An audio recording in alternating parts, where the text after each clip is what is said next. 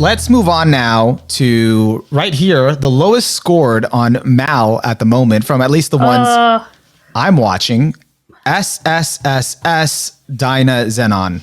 I'm so pissed about this again because the first time SSS Gridman came out, it was super underrated, even though like you could tell that there was stuff going on, even from the slow-ish beginning. I'm gonna say slow-ish because I know kind of loaded. People found the beginning kind of slow, as in I don't think it was like showing all its cards, but you still always had really cool directing, cool cinematography, cool shot composition. You know, they did a really good job with the voice acting to make it sound as natural and grounded as possible. And it's like, you can tell that they're building up to something. And then we saw Gridman, and I don't know about you, but I really love the direction it took. I think it's really interesting, a really good season. I thought it was great.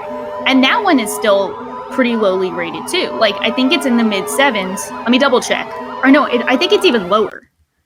Let's see. It's a 7.17. That's crazy. Are you kidding me? I hate Mal. What's wrong with you guys? But I can kind of see it because when I first watched Gridman, like again, you didn't feel like you knew where it was going. It definitely does have a slow start. I would say like it's not even the first 3 episodes. It's the first 5 episodes of Gridman, which is tough for people to wrap their heads around and, you know, not get like, hey, why is everyone so obsessed with the show? What's all the hype around it? But it definitely had like some phenomenal direction. One of the things that I really liked that stood out to me about Gridman, and I don't know if you felt this way too, is a lot of the dialogue, the way the characters talked felt very natural, very casual, which is not something you really hear too much in anime with the way they talk. So I thought that was really cool. It fit the vibe. Yeah, 100%.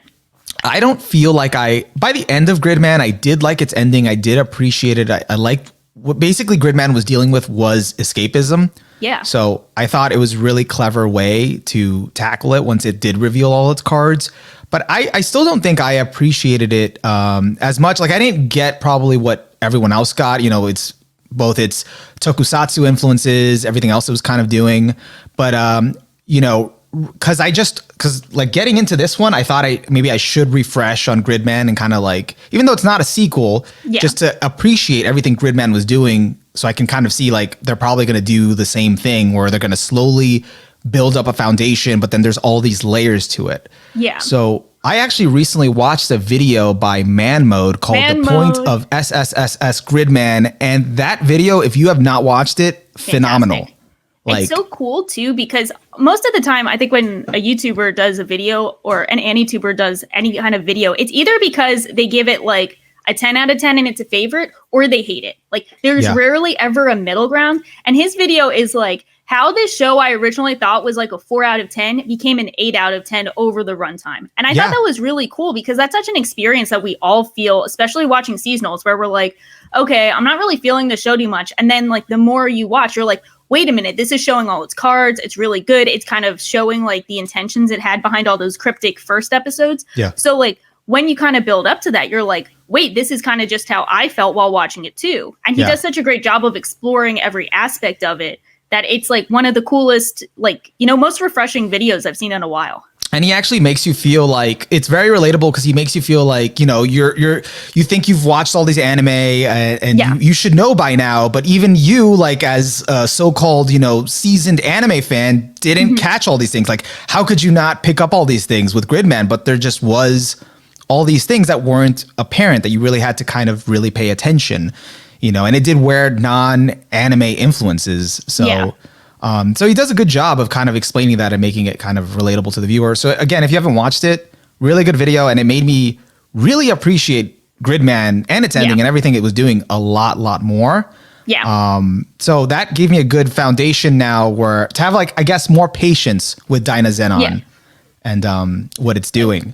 That's the thing for me is like everyone who's watched Gridman and is now watching Dinah Xenon, you got to know that like, this is going to be the format where it's kind of cryptic at first, establishing the different character dynamics. I mean, even from episode 1, I think we've kind of like clearly established the 2 main characters kind of like problems. Like the kid, obviously his mom is dating someone he doesn't like, feels left out, doesn't approve of. The girl, I think her sister, it's implied that her sister died. No, the sister explicitly died. They showed a flashback. So she has some conflicts with like trying to make other people feel like let down and like she broke a promise to them. Some weird bullshit. We don't know what. It's dropped in front of us. Who did that? I see that. The score dropped while we were talking about it. How dare you guys? Stop it. It's so weird because it's definitely doing stuff. It's not like bad. It's just a little slow. Like I've already reached the threshold as of today for the 3-episode rule with this one. And things are kicking up now. Things are kind of coming together. I don't know where you're at, so I don't want to spoil anyone. You can. I don't mind. Well, I guess we could. Yeah, I think we're just for disclaimers for everyone. I guess like first 3 episodes are fair game, right? Yeah. At least we'll try to keep it minor, kind of touch on it. Yeah, but I feel like you can tell what's going to happen. That was a long-winded rant way of saying that like we all should know that shit is going to go down, and it's cool if you're not like engaged in it now, but like we should all know that this is going to go places, even if it's maybe not as good as Gridman, or maybe it's not like as exciting as our expectations might have it be. Like we know the format, so I don't know why it's so low when like people should be watching this and kind of understanding, like, Yeah. And, I do like how this season, like, I don't know, I was never really crazy about, I guess I was when I was into Power Rangers as a kid. I was like into the Megazords. So now it's like, now we're dealing with the Megazord. But since Gridman dealt with escapism, I'm really wondering, because I don't think they're going to tackle the same theme. So like, I'm wondering what the theme will be here. So that is also my curiosity, how they're going to tie that in. Although as of episode 3, I'm kind of getting a sense that like it's putting more of the focus on the characters being able to unite their feelings together because of the Super Sentai focus this time around, which is literally combining into a giant robot, If I'm going to take a shot in the dark, I'd say based just on episode 1, I could be 100% off. It's that it sounds like the guy, the like young high school boy, it sounds like he feels disconnected from his family and potentially maybe not his friends. The girl feels disconnected from everyone around her after the death of her sister. You got the shut-in dude who's going to get roped in. He's obviously disconnected from society because he's living as a shut-in. Maybe it's something about that and them all finding a place together in society and building community. Kind of vague, but... So, no. I think you're onto something because I was having this thought. Because the one thing, as of episode 3, that kind of bothers me with the show, not like really bothers me, but I could see how like other people might be like, I don't know, is that the characters, especially the protagonist, have sort of this dull reaction to things. Like, they're not surprised by the giant robot Megazord thing. Okay, it's like, okay, cool. There's something that they reveal in this latest episode where they're like, which should be like, they should have a more of a, oh my God, like what the hell, like reaction. They're like, okay, whatever. Yeah. And like it is in this latest episode, they did play it off as like kind of for laughs. It was kind of funny, their lack of reaction. But it makes you wonder, at least it makes me wonder why they're so devoid of feeling. It's like maybe there's something here since Dinah Xenon forces them to connect. And and it's about like combining their feelings together. So maybe it's like you're saying something in their backstory, something with them. And now like being forced into this situation where they have to work together makes them, come out of their shells more or change for the better or something like that. Yeah, I think that'll definitely be along the path of like what's happening. Maybe someone in chat mentioned also like moving past from like past trauma, accepting the past, moving forward.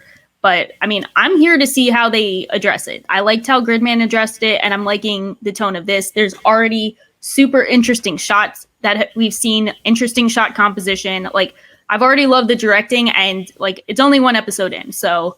This score is literally criminal. I don't give a fuck about mouse scores 9 out of 10 times, but this pisses me off. I know you guys have shit that is like absolutely god awful rated higher than this. Like, do better.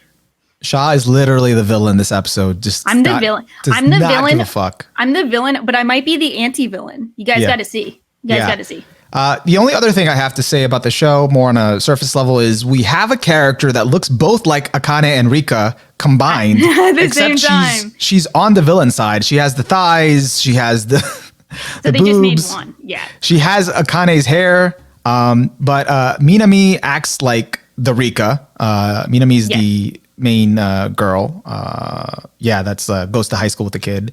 Gauma reminds me of Auntie, who's the kaiju. I forgot about his existence. He was cool. I'm fresh off that man mode video, so you're on it. I forgot about his entire existence, but he was good. He also Gauma also sort of comes off as this primitive caveman, which as of the recent episode, not trying to spoil, makes sense, but that's the vibe he was giving me. And we just have this interesting lineup for a team: a 33-year-old NEET, his middle schooler cousin, 2 high schoolers, and a literal caveman. That's kind of dope. Yeah, so it's interesting. But that's all I got on Gridman. Did you have anything else to add about it? Any other thoughts? No, but I know that the OP insert, it's gonna get me every time. I'm so excited. Like, you hear that and you're like, let's go fucking battle monsters. Let's go Transformers up. So I love that. Yeah. This is like one of my top 3 of the season. Spoilers. So the score bothers me. I might just give it a 10 to fuck with the Mal ratings. Yeah, double down. Double down. Fuck y'all. I need to fight the system.